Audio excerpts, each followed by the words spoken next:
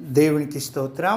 యేసుక్రీస్తు ప్రభు కృపా సంఘ ప్రియ సహోదరి సహోదరులకు యూట్యూబ్ ద్వారా వాట్సాప్ ద్వారా దేవుని అమూల్యమైన మాటలు అనుదినం వింటున్న దేవుని బిడ్డలైన మీ అందరికీ మన ప్రభువును ప్రియ రక్షకుడు మన విమోచకుడైన యేసుక్రీస్తు వారి పరిశుద్ధ నామంలో శుభాభివందనాలు తెలియజేస్తూ ఉన్నాను. దేవుని బిడ్డలారు అందరూ బాగున్నారండి.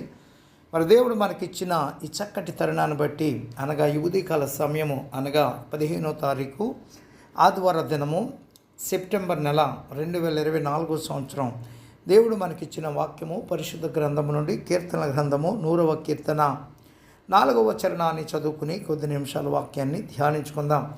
కృతజ్ఞతార్పణలు చెల్లించుచు ఆయన గుమ్మములలో ప్రవేశించుడి, కీర్తనలు పాడుచు ఆయన ఆవరణములలో ప్రవేశించుడి, ఆయనను స్తుతించుడి, ఆయన నామమును ఘనపరచుడి. ప్రార్థన.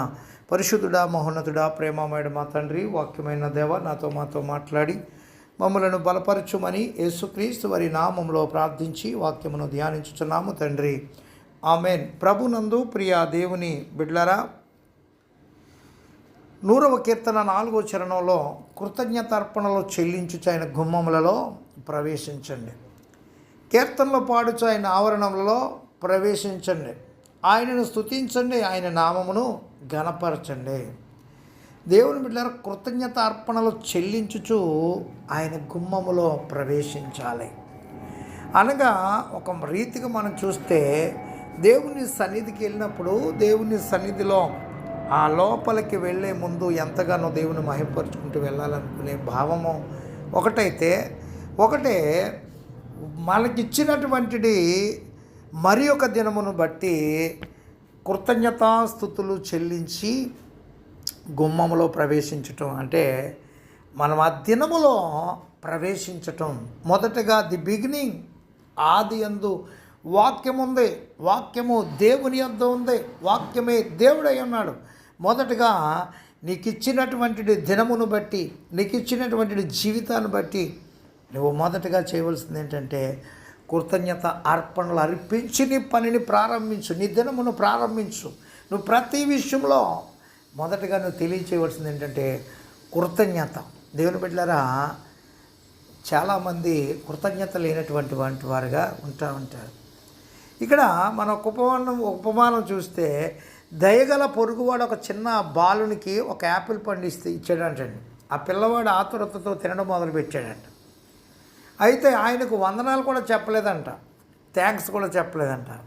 తల్లి ఆ బిడ్డకి చక్కటి పాఠం నేర్చుకోవాలి, తెలుసుకోవాలని అతని తప్పును సరిదిద్దాలని, కుమారుడా నువ్వేమి చెప్పాలి అని ప్రశ్నించినటువంటి వెంటనే ఆ పండును ఇచ్చిన వ్యక్తి పైకి విసిరేసేయడంట. విసిరేసి దాన్ని నా కొరకు కోసి పెట్టానడంట అని అగౌరవంగా అడిగాడంట. ఎవడు ఇచ్చినటువంటిది, ఆ పండు ఇచ్చినటువంటిది అతని వైపే మరలా పండు ఇచ్చినోడికే ఏమంటే ఇచ్చేసి మరలా కోసి పెట్టాను అడిగంట. అగౌరవంగా అనగా ఎటువంటి గౌరవమో లేకుండా. ఒక ఉపాధ్యాయురాలు తన విద్యార్థులకి బోధిస్తూ మీరు తల్లిదండ్రుల ఎడల కృతజ్ఞతా భావం కలిగి ఉండాలని తెలియజేసిందంటండి. అయితే అందులో ఒకరు, నేను ఎందుకు ఉండాలి, నేను పుట్టాలని వారిని అడగలేదు, వారి సుఖం కోరిక కొరకు నా తల్లిదండ్రులు ఈ లోకానికి నన్ను తీసుకొచ్చారు, వారు చేయవలసింది నాకు చేశారు, నేను ఎందుకు వారికి వందనాలు చెప్పాలి అని ప్రశ్నించారంట. దేవుని బిడ్డలారా, ఈ ఉదాహరణలో మానవుని కృతజ్ఞత లేని జీవితాలని బయలుపరుస్తూ ఉంది. కృతజ్ఞత చెప్పుటకు నాకు కారణమేమీ కనిపించడం లేదని అనేకులు తలంచుతూ ఉంటారు. మనం పనిచేసి జీతం పుచ్చుకుంటే మనం ఎందుకు యజమానికి వందనాలు చెప్పాలి? పనివారు ఉద్యోగస్తులు అలాగ ఆలోచిస్తూ ఉంటారు. నేను కష్టపడ్డా నాకు డబ్బులు ఇచ్చాడు అంతే, నేను ఇంకా ఏంటి చెప్పవలసింది అంటూ ఉంటారు. కానీ లేదు బిడ్డలారా, ప్రతి ఒక్కరి పైన కృతజ్ఞత కలిగి ఉండాలి. అందుకే ఈ 100వ కీర్తన దేవునికి మనం కృతజ్ఞతలు తెలపాలని హెచ్చరిస్తూ ఉంది. ఈ కీర్తన స్తుతి కీర్తన, స్తుతి అర్పణ కీర్తనగా పేరుగాంచింది. దేవాలయంలోనికి ఆరాధనకి భక్తులు వెళ్ళుచు కీర్తన పాడుతారు. కృతజ్ఞతకు ఆహ్వానమే కాకుండా కృతజ్ఞత చెప్పుటకు ఆధారం గురించి కూడా ఈ కీర్తన తెలియజేస్తాం.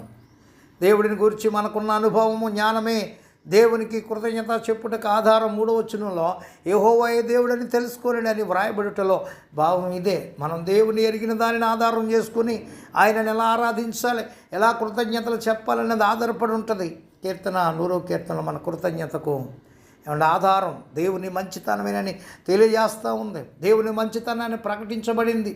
దేవుడు ఏమై ఉన్నాడో వివరించబడ్డది. దేవుడిని గురించి 4 విషయాలు కీర్తనలో తెలపబడ్డాయి. యెహోవాయే దేవుడని, అలాగే యెహోవా దయాళుడు అంటే మంచివాడు, ఏమంటే అలాగే ఆయన కృప నిరంతరముండును, ఆయన సత్యము తరతరములుండును. సత్యం అనే పదానికి దేవుని బిడ్డలారా ఏమంటే ఇంగ్లీష్లో ఫెయిత్ఫుల్నెస్ అనే పదం వాడబడ్డది. యెహోవాయే దేవుడు, యెహోవా దేవుడు. దేవుడు స్వయం సమృద్ధి గలవాడు, స్వతగా ఉనికిని కలిగి ఉన్నాడండి. ఆయన మంచితనం, దయాళత్వం నమ్మదగినదండి. ఏమంటే మారినటువంటిది. యెహోవా దయాళుడు. ఆదికాండంలో దేవుడు తన సృష్టిని జరిగించుచు ప్రతి దినము చేసిన పనిని మంచిదిగా ప్రశంసించాడండి. దేవుడు దయాళుడు, మంచివాడని మనం చెప్పటంలో ఆయన నిత్యము మంచితనం గల దేవుడే. దయాదాక్షిణ్యముల కొరకు, దయాదాక్షిణ్యములకి కొదువు లేదు. ఆయన కృప నిరంతరం ఉండును. కృప అనే పదానిక ఏమంటే దేవుని బిడ్డలారా ఆంగ్ల తర్జుమాలో ఏమంటే లవ్ అనే మరియు స్టాండ్ పాస్ట్ లవ్ అనే పదాలు వాడారండి. దేవుని ప్రేమ మారనటువంటిదని, నమ్మదగినదని, ఆధారపడవలసింది దేవుడు మనతో కలిగి ఉన్న సంబంధాలు ఆయన ప్రేమను ఆధారం చేసుకుని ఉంటుంది. మన సర్వోన్నతమైన వేలు కొరకు ఆయన శ్రద్ధ కలిగి ఉండునండి. ఆయన సత్యము తరతరములు ఉంటుంది. అన్ని వేళలు అన్ని పరిస్థితుల్లో దేవుడు నమ్మదగిన వాడు. ఆయన వాగ్దానములను ఎన్నడూ విడవద్దు. దేవుడు సర్వవేళలో మంచివాడు. మనం ఆయనతో మంచి సంబంధాలు కలిగినంత వరకు ఆయన మనకు మంచివానిగా కనిపిస్తాడు. మన పాపములను బట్టి దేవుడు మారిపోయాడని, మనలను శిక్షించుతున్నాడని కొన్నిసార్లు తలంచే ప్రమాదం ఉంది. కానీ బైబిల్ దేవుడు నిత్యము నమ్మదగిన వాడని తెలియజేస్తాం. 2 తిమోతి 2:13 దేవుని ప్రేమ మన కొరకు వ్యక్తపరచబడింది. రోమపత్రిక 5:8 దేవుడు అన్ని వేళలో మంచివాడండి, నమ్మదగిన వాడు కనుక మనం ఆయనకు కృతజ్ఞతాస్తుతులను చెల్లించాలి. దేవుడు కష్టములు నష్టములు అనుమతించుట ద్వారా కూడా మనల్ని దీవిస్తూ ఉంటాడు. ప్రతిదీ ఆయన మంచితనము నుండి సంభవిస్తుంది కనుక కృతజ్ఞత చెప్పటం మన విధి. ఏమంటే రెండోది దేవుని మంచితనము బహిర్గతమైంది. దేవుడు మనకేమై ఉన్నాడో తెలపబడ్డది 100వ కీర్తన 3వ వచనంలో. ఈ కీర్తనలో మనతో దేవుడు కలిగి ఉన్న సంబంధాన్ని తెలియజేస్తూ 3 విషయాలను ప్రస్తావించబడ్డాయి. ఈ సంబంధాన్ని బట్టి దేవుని మంచితనాన్ని ఏమంటే మంచితనము ఏమైందంటే వెల్లడైంది, బహిర్గతమైంది. ఆయనే మనల్ని పుట్టించను. మనం ఆయన వారము, మనం ఆయన ప్రజలము, ఆయన మేపే గొర్రెలము. ఏమంటే అంతేకాకుండా కుమ్మరి మరియు మట్టి, ఆయనే మనల్ని పుట్టించను. మనం ఆయన వారం, దేవుడి సృష్టికర్త. మనం ఆయన చేతులతో రూపొందించబడిన వారం. అందుకని దేవుడిని కుమ్మరిగా బైబిల్ చెప్తూ ఉంది. యెషయా గ్రంథం 64:8 ఎంతో నైపుణ్యంతో ఓర్పు నేర్పుతో మనకు రూపం ఇచ్చాడు. మట్టి కుమ్మరి చేతులు ఎలా నూతన రూపం సంతరించుకుంటుందో విశ్వాసి దేవుని చేతిలో నూతన రూపాన్ని పొందుతాడు. ఇర్మీయా గ్రంథం 18వ అధ్యాయంలో కుమ్మరిని గురించి ప్రస్తావించబడ్డది. దీనిని బట్టి మన అపజయములో అవిధేయతలను బట్టి దేవుడు మనల్ని విడిచిపెట్టలేదు. విమోచకుడు మరియు విమోచింపబడిన వారు మనం ఆయన ప్రజలము. దేవుడు ఇశ్రాయేలులను ఐగుప్తు బానిసత్వం నుండి విమోచించాడు. సీనాయి కొండపైన నిబంధనతో వారితో సంబంధం ఏర్పరచుకున్నాడు. అరణ్య మార్గంలో వారిని నడిపించి కనాను దేశంలో స్థిరపరిచాడు. అందువలన వారు ఆయన ప్రజలు. నిర్గమకాండం 19వ అధ్యాయం 5-6 వచనాలు. క్రీస్తునందు విశ్వాసం ఉంచిన వారందరూ ఆయన ప్రజలే. క్రీస్తు మనలను తన అమూల్యమైన రక్తం ద్వారా విమోచించాడు. 1 పేతురు పత్రిక 1వ అధ్యాయం 18వ వచనం, 2వ అధ్యాయము 9-10 వచనాలు 1 పేతురు పత్రికలో. అందువలన మనం ఆయన వారము. దేవుని మంచితనం ఆయన కృప వలననే మనం ఈ నూతన స్థితిని పొందుకున్నాం. మనలను విమోచించిన వాని యందు మనకు భద్రత, ఆనందము, సంతోషములు ఉన్నాయి. అందుకే ఆయన మనం ఎప్పుడు కూడా స్తుతించబద్దులమే ఉన్నాం, కృతజ్ఞతలు తెలియపరచబద్దులమే ఉన్నాం. అంతేకాకుండా కాపరి మరియు గొర్రెలు, ఆయన మేపు గొర్రెలము, మనం ఆయన ప్రజలము. ఆయన మేపు గొర్రెలమైతే మనలను ఆయనే సంరక్షించును, పోషించును. మనం ఆయన సంరక్షణలో ఉన్నవారం, ఆయన నడిపింపులో ఉన్నవారు. యెషయా గ్రంథం 40:11 వచనంలో దీనిని బట్టి దేవుడు ఆయన ప్రజల ఎడల ఎంతో శ్రద్ధ కలిగి ఉన్నాడని తెలియజేస్తూ ఉంది. ఇది మన విశ్వాసానికి ఆధారం. యెహోవా నా కాపరి, నాకు లేమి కలగదు అని 23వ కీర్తనలో 1లో మనం కలిగి ఉండవలసింది దేవుడిని కాపరిగా. అప్పుడేది మనకు కొదువా ఉండదో. అందుకే దేవుని మంచితనం ప్రత్యక్షపరచబడ్డది.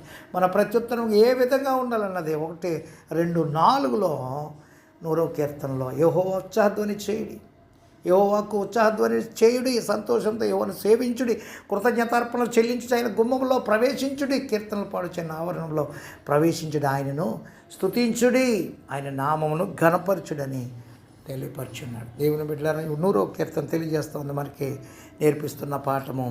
దేవుని అన్ని వేళల కృతజ్ఞతల స్తుతులు చెల్లిస్తూ మనం దినమును ప్రారంభించిన, ఏ పని ప్రారంభించిన మొదటగా ఆయనకి కృతజ్ఞతాస్తుతులు చెల్లించి మనము ప్రారంభించే రీతిగా, ప్రవేశించే రీతిగా ఉండాలని మాటలు తెలియజేస్తూ ముగిస్తాను. దేవుడి కొద్ది మాటలు మన వెనుకడిలో దీవించునుగాక. తండ్రి, కుమార, పరిశుద్ధాత్మ త్రియేక దేవుని దీవెన మనెల్లరకు తోడై ఉండి కాపాడునుగాక. ప్రభు పనిలో మీ ఆత్మీయ సహోదరుడు పాస్టర్ ఎలీషా రాజు, మస్కట్ నుండి. God bless you all.